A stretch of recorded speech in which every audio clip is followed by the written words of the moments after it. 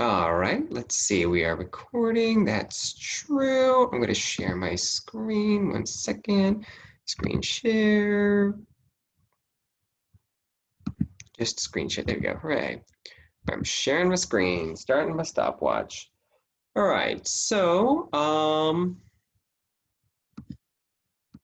couple things about this lecture today. The highly reproductive couple upstairs appears to be having a race among their many children. And so there might be some inadvertent banging going on in the room around me acoustically, and you might be picking up on that. However, no, I've not incapacitated someone who's struggling for life in the bathroom next to me. It is in fact a group of people above me and their children running back and forth amok all morning on Monday, presumably because they're being homeschooled or whatever.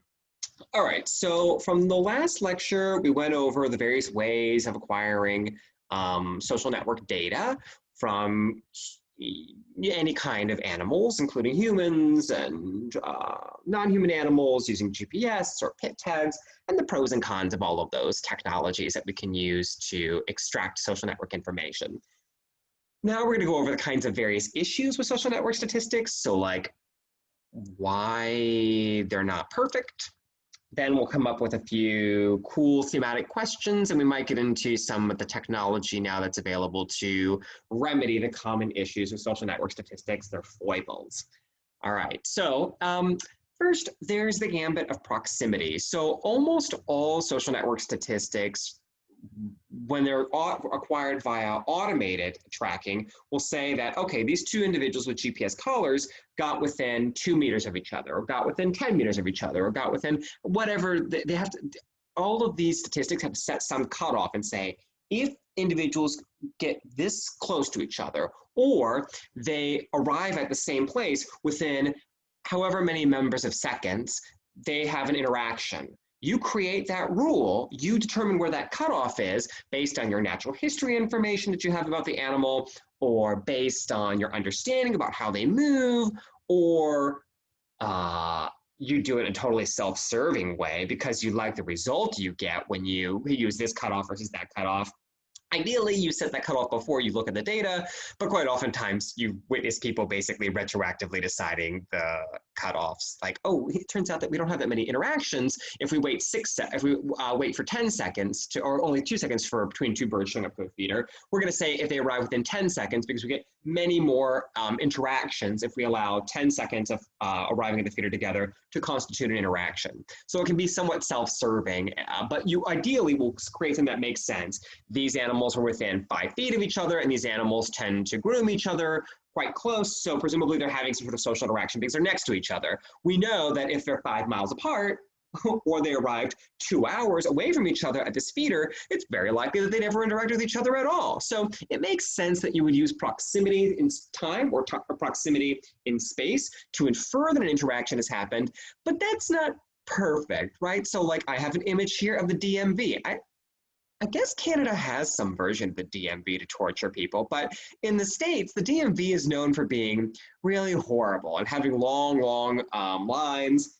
And so you have here all these people on the right-hand side who are just sitting next to each other on their phones, praying for mercy that their number will be called and they'll be able to go up and be told by some administrator or paper pusher that they don't have some critical document that will take them weeks to obtain and that they have to go home and they've waited all this time for nothing.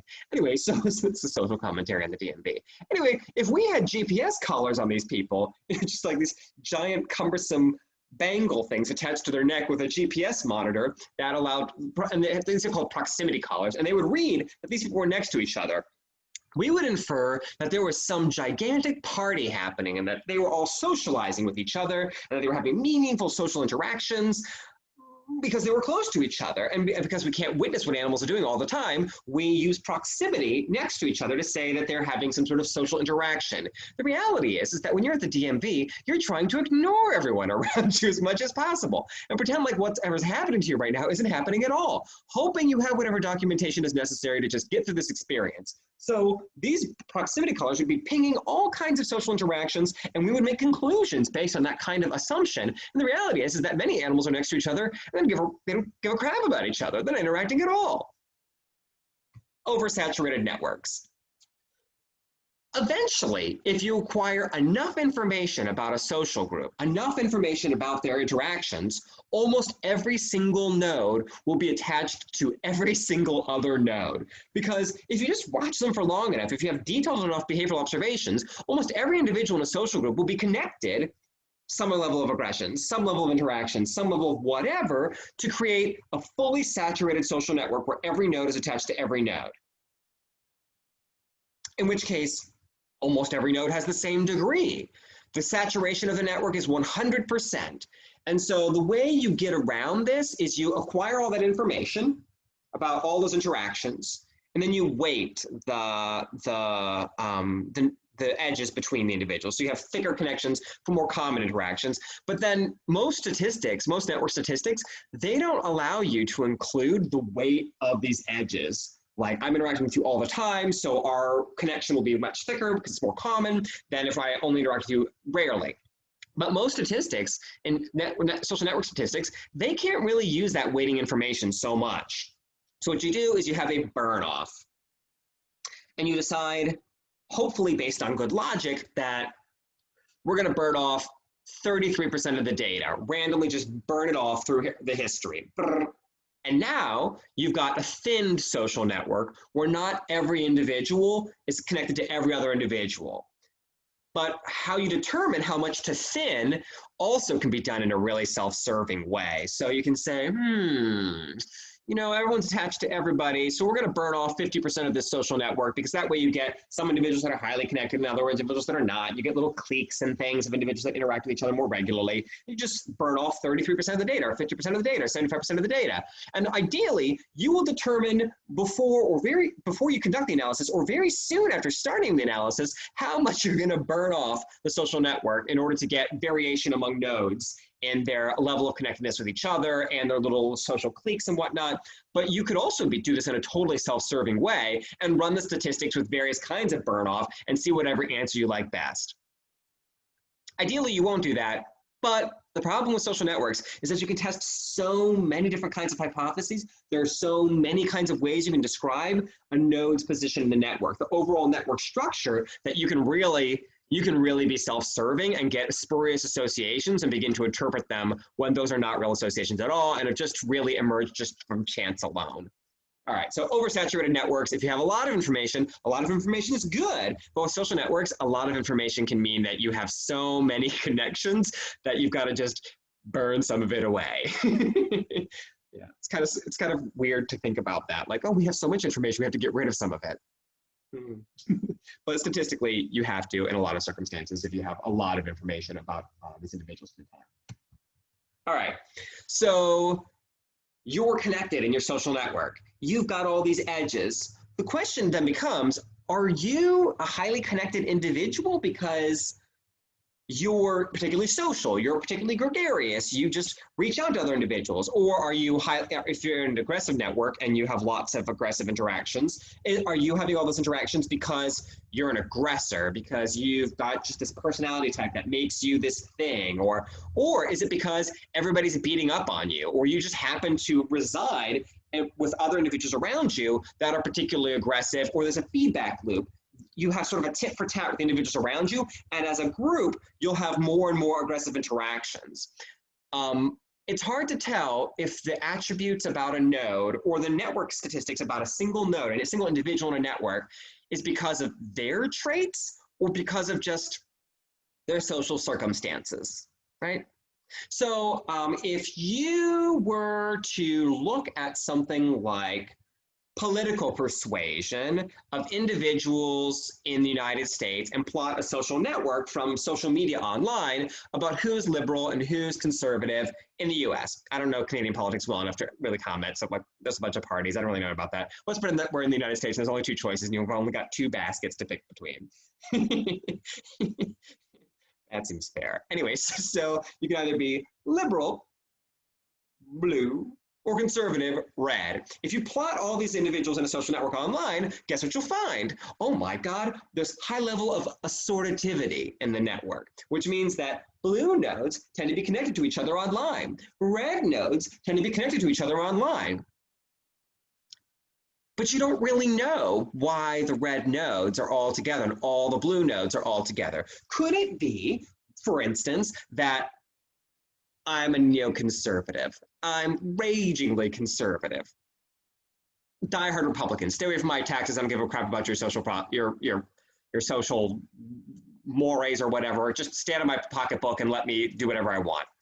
All right, so pretend that I'm conservative. Do I get surrounded by other conservative individuals because I don't like interacting with liberals, I don't like having disagreements, I'm gonna go hang out with people who have the same kind of opinion as I do because we'll support each other and say nice things to each other and that feels good. And vice versa, if I were liberal, right? Would I go hang out with all these liberal individuals over here because it just feels good and it's mutually enforcing? Or could it be that I was the only liberal person in my conservative network of friends and eventually they get to me and they convert me? Or conversely, if I was the only conservative individual around all my erudite liberal friends, could they just have converted me? Well, we have no real idea. If I have this thing because of social niche construction on my part, picking the social landscape that suits me best, or whether or not I've been converted by the social circumstances around me. You have no way of inferring between those two possibilities, and they're not totally independent either. Presumably, there's both processes going on, but we can't really infer which one is more important based on static social networks where we just look at all the information that we have available and create one network. We can't really infer causality between those different forces if we have a static social network that doesn't include the temporal way that relationships develop and fall apart through time, and how how the attributes about the node, like my level of conservative behavior versus liberalism, changes through time. Once you can account for time, the structure that those edges develop and those node attributes change, you can begin to infer cause and effect, but it's not hard inference, which we'll get to later on. And as I just said, cause and effect inference is limited. So hypothetically, there are these horrible, I shouldn't call them horrible, there are these really interesting studies for teaching tools that say things like, at least when media gets a hold of it, obesity is contagious. And the way that they did this is over 32 years, they looked at the social network position of individuals with a very high level of BMI, right? So they're obese by their BMI, which has all sorts of critiques, like really muscular people also have high BMI. I'm overweight by my BMI, but I'm not traditionally overweight looking. Anyway, whatever, I'm not gonna make this personal. So these little yellow dots here are obese individuals, which they've very tenderly made larger than the other nodes because they wanted to shame everybody. Anyway, so if you look at the position of obese individuals in these social networks, they tend to be linked to each other over large temporal scales.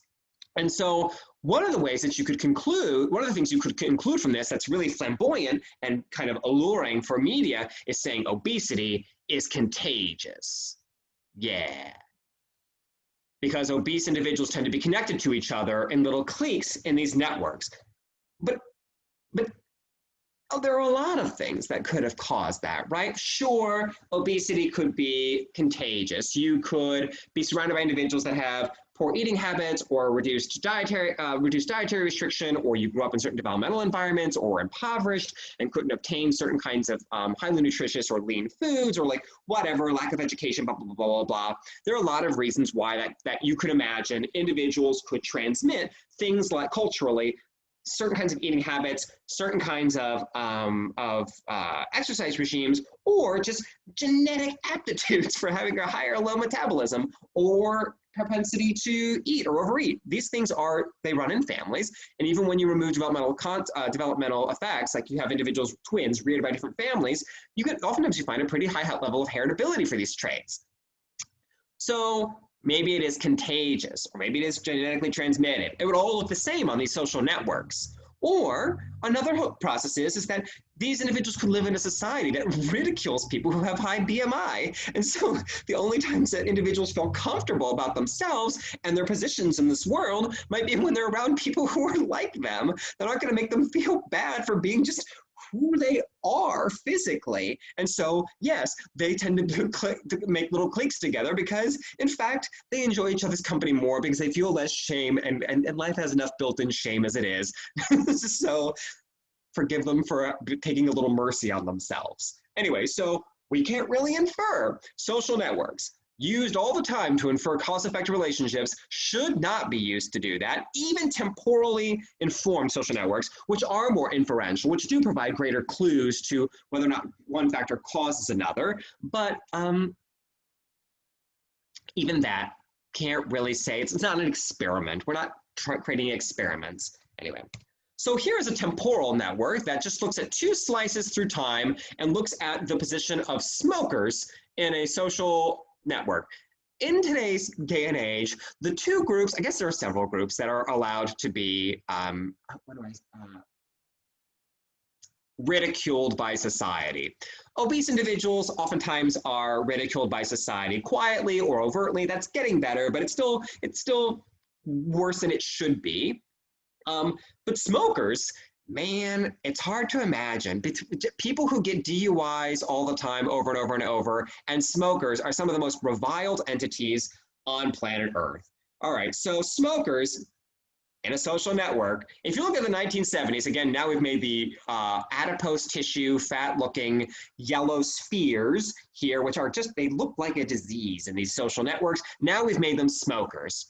So which was not a sensitive way of color coding these 2 different phenomena. And these are I think these were by the same groups of individuals that were applying social networks in medicine. Anyway, so now we're going to look at something that is these little yellow smokers in these social networks. All right, well, in 1971 versus 2000, look at the difference of just the total number of these smokers. No surprise, the number of individuals that are smoking Marlboro Red 100s went down between 1971 and 2000. Guess what? A lot of medical research happened in that time. Guess what? A lot of places don't have smoking places in restaurants any longer. There used to be. In the olden days, there were smoking sections in restaurants. Those used to be quite popular because people liked to smoke while they're eating, hang out with their friends, have a drink.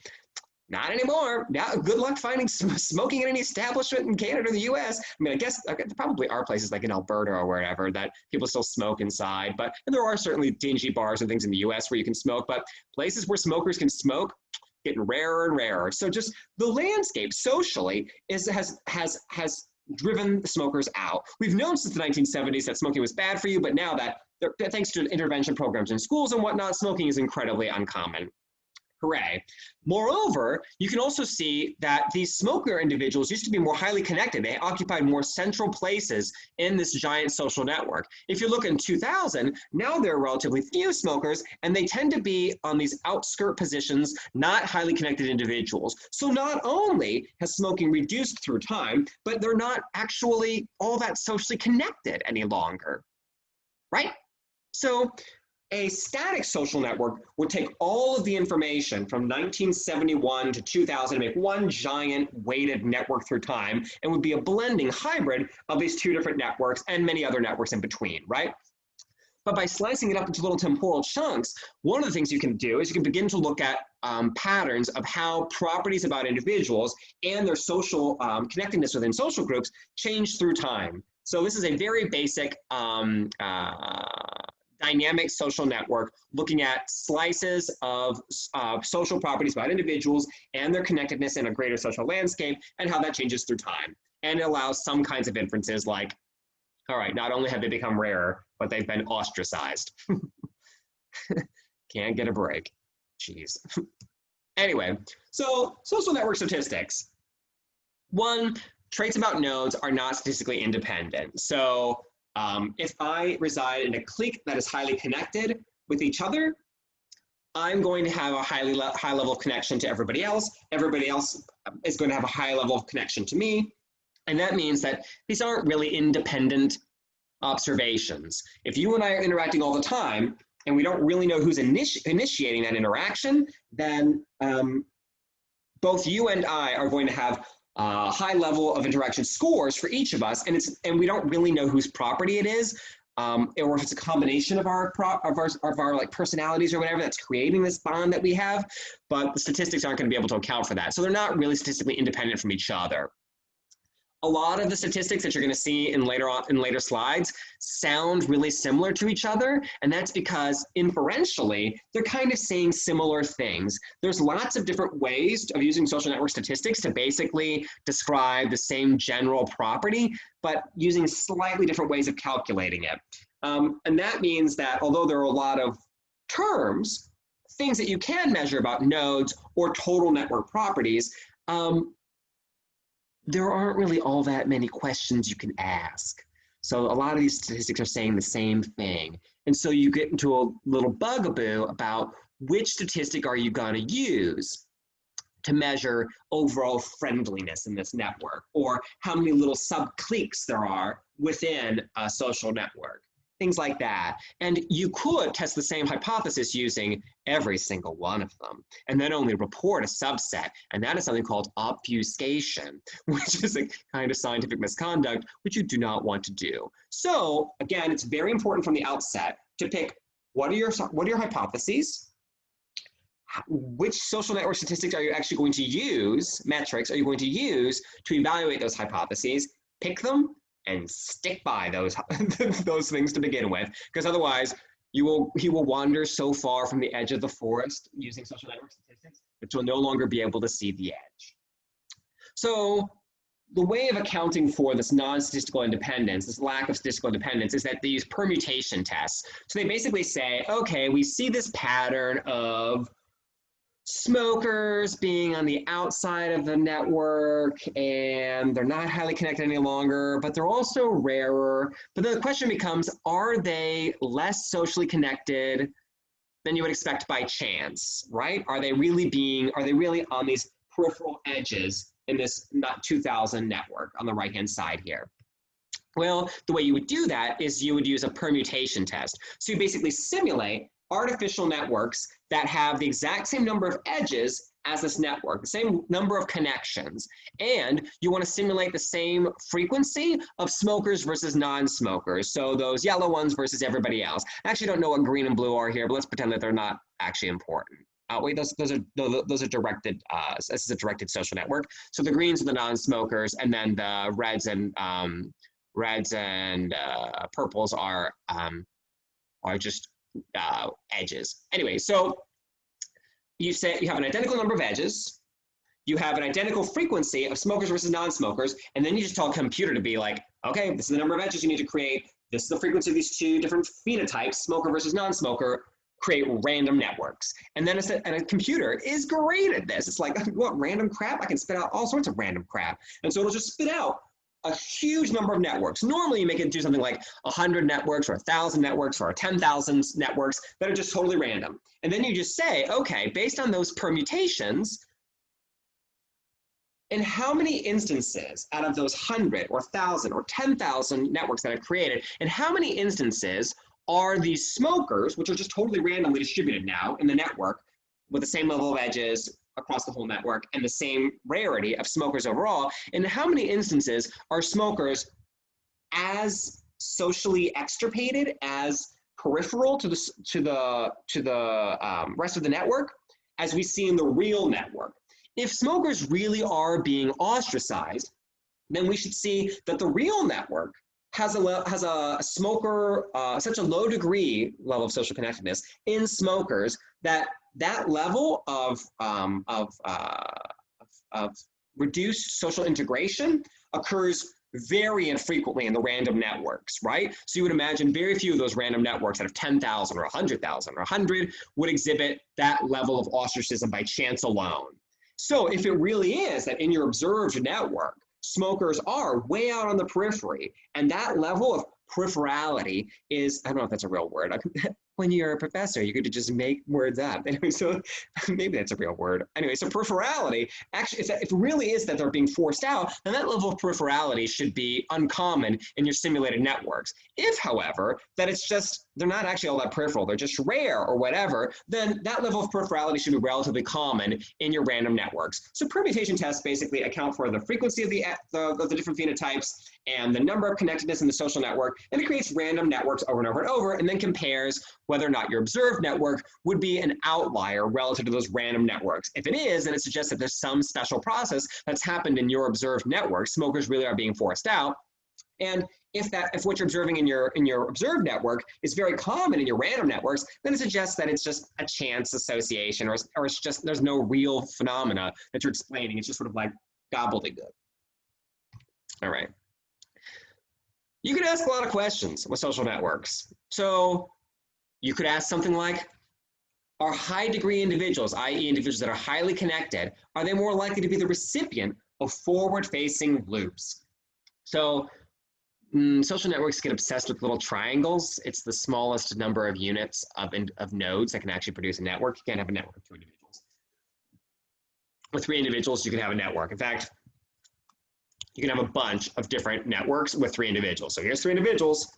With a directed social network, you can have, let's see, 4 times 4, 16 different social networks with 3 individuals. So computers are really good at running simulations with little triangles. So social network statistics biologists and computer scientists and complexity theorists are preoccupied with the geometry of these triangles. A forward-facing loop is one where the directed interactions between individuals only go in one direction, and they all terminate at one of the 3 individuals in that loop. So this individual is aggressing towards this individual is aggressing towards this individual is aggressing towards that individual, and this individual, I guess, is the low person, low madam, low baboon, orca, whatever, on the totem pole, who's always the recipient of the aggression of others. So are these individuals that are highly connected, do they tend to be the individual that everyone's beating up on? You could ask.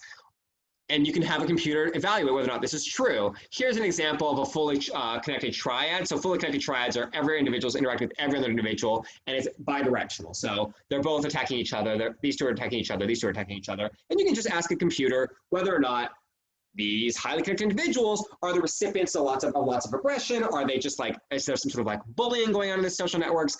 Or are they highly connected, or do they tend to be the recipient of fully connected triads, or any other number of other statistics that you can apply, categorization schemes you can apply to these 3 individual networks, which are the smallest sub-network you can have inside of a larger social network.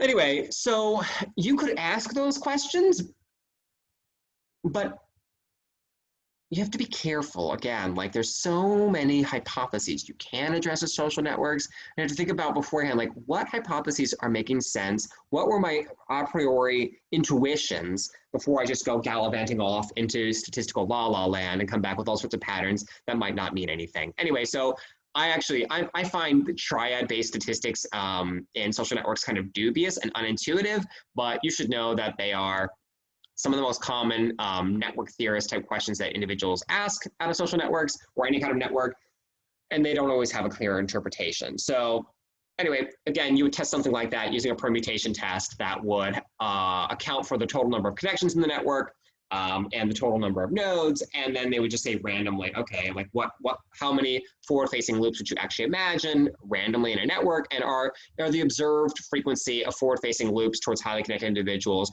more or less common than you would expect based on random networks that a computer generated. And that will allow you to make inferences that account for things like the non-independence of these nodes and their attributes from each other. So permutation tests are able to get around a lot of assumptions like statistical independence. All right. Well, it's been 28 minutes and I've gotten through almost nothing. All right. So let me just say that there are these couple of slides here where there are a large number of common social network statistics that can be node level statistics, attributes about individuals inside of the social network, and then network level statistics. I am not going to test you on memorizing all of these all these social network statistics. I want you to read them, look over them, think about them, try like go Google them and see like what pictures are highlighted. I just want you to know that there's a huge number. And this isn't an exhaustive list. This list is just the tip of the iceberg. There are dozens and dozens, binders and binders, so full of possible social network statistics that you could excavate and then from your data and test any number of hypotheses. And a lot of them are related to each other. So please don't memorize all of these things, but go Google some of them and check them out and see that a lot of these things are quite similar to each other. Comparisons of social networks without hypotheses. I kind of harped on this before, but for a little while at the beginning of social networks, they would ask questions like, okay, now that we know this network structure and we know the ways that nodes are originating interactions and level of cliquishness, like, what can we do with all this information? Became a common question, and people began to think like, okay, well, maybe we can compare social networks of different kinds, and we can see which ones are similar to each other, and that will tell us something special and unexpected about how sociality works and the kinds of social dynamics we could expect in nature.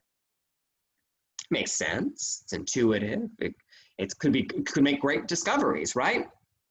But then we found out real quickly that social networks that are describing different kinds of behavior with different kinds of biology are very difficult to compare with each other in any way that would make sense. So for instance, if we look at the social network properties of arguments of individuals in Parliament in the UK, you know, like the House of Commons or the House of Commons, individuals yelling at each other all day long. They're much ruder in the House of Commons and probably more honest with each other than they regularly are in the Senate or the House in the US. But imagine that we're documenting through time who's initiating which kinds of interactions and addressing other individuals, and we create a network, a social network of those interactions.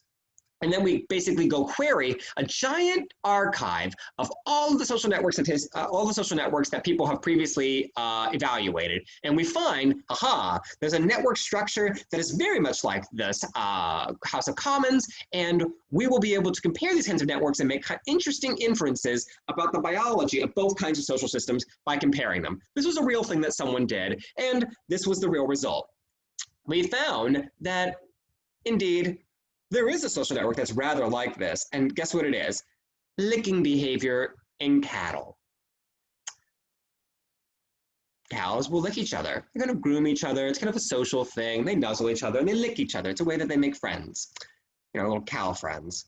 Anyway, so it turns out the social networks of cows nuzzling each other and licking each other bears incredible resemblance to the social network properties of debates in the House of Commons. There were a lot of insights that were gleaned by this resemblance, and it helps to highlight that it's a hard thing to do to compare the social network properties of different kinds of systems without a specific hypothesis in mind, and that you will have kinds of resemblance and kinds of inferences that you might come to, but without a sophisticated sense of the biology and a priori sense of hypotheses, then you can come to conclusions that will make very little sense. Perhaps there is a sophisticated, highfalutin way that the social networks of the House of Commons and cows licking each other actually are importantly linked to each other in some sort of conceptual, deep way that I do not yet appreciate and nobody yet has been able to decipher, but it's difficult to imagine what that would be. And so, again, this is just showing that networks can resemble each other, but you really need to think about what are these connections meaning? What is the system like? What is it evolved or designed, engineered to accomplish? And resemblance does not necessarily mean that there's some important feature that they share in common apart from just a spurious resemblance with each other. I mean, I do not buy that if we really understand the licking behavior of cattle, that we'll be able to better understand the House of Commons. But maybe I'm wrong, maybe. Okay, So common kinds of questions that individuals will ask using node level statistics. Which kinds of individuals have the highest degree? Are they dominant? Are they subordinate? Are they individuals that have recently acquired a new rank, an ascension or dissension?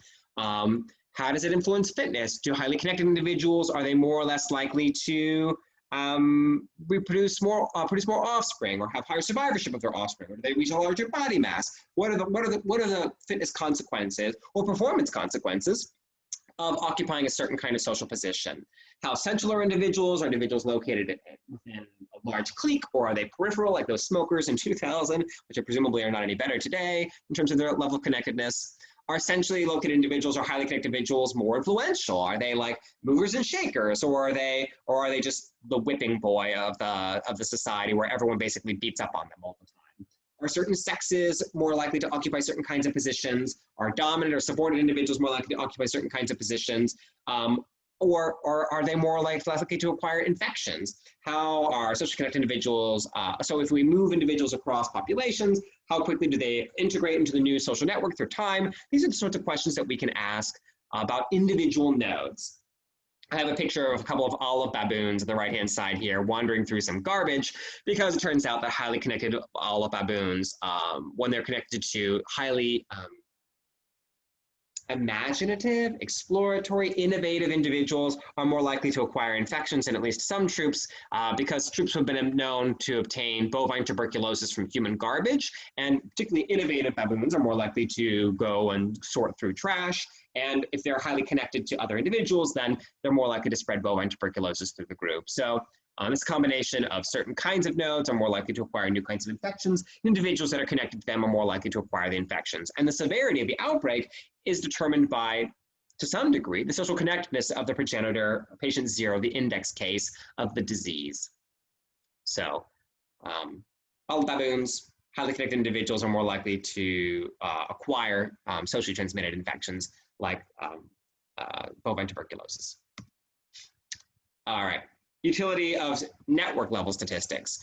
How do resource distributions influence network properties? So when it's the wet season or the dry season, how does a social network change, expand or contract?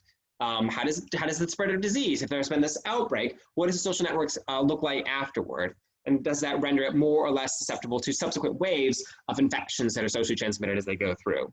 Hard to say. Succession, after individuals get deposed, like dominant individuals, what happens to the social network? Does it fall apart? Are there fission events? What happens afterward? Predation risk, so when predators are around or when they're absent, how does risk change the pattern of social interactions in an aggregated way? Or how do things like human encroachment change social network statistics? So now there's noise all the time, or there's cars, or individuals have to cross traffic. How does that change the pattern of social networks, the social structures that we observe in nature, and why are those associations across all of these situations observed? So you can imagine that predation risk or threat could cause a high level of interconnectedness in a social network, because there's safety in numbers, there's more eyes to detect predators, there's a reduced chance that you'll be picked off. Or during succession, you can imagine if there's been a turnover of dominant individuals, perhaps the group becomes destabilized for a little while, and we see different networks basically breaking out into sub-networks that have very few connections between each other until the social circumstances restabilize with a new dominant individual or set of individuals.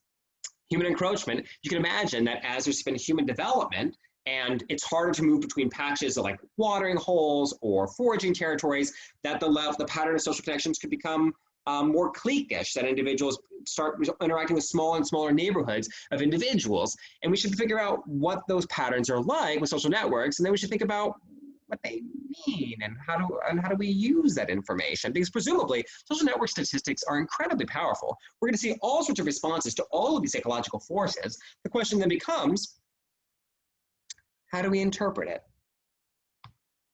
And I will leave it there since it's been nearly 40 minutes. Which is longer than I intended it to be, but hopefully you guys will enjoy that, and I will see you reasonably soon, I think in a couple of days. Anyway, I hope that the sound has been working this whole time, because I do not want to refilm this lecture. No offense. I enjoy lecturing to you guys, I enjoy teaching, but I just do get over and over and over the exact same content. It's dispiriting.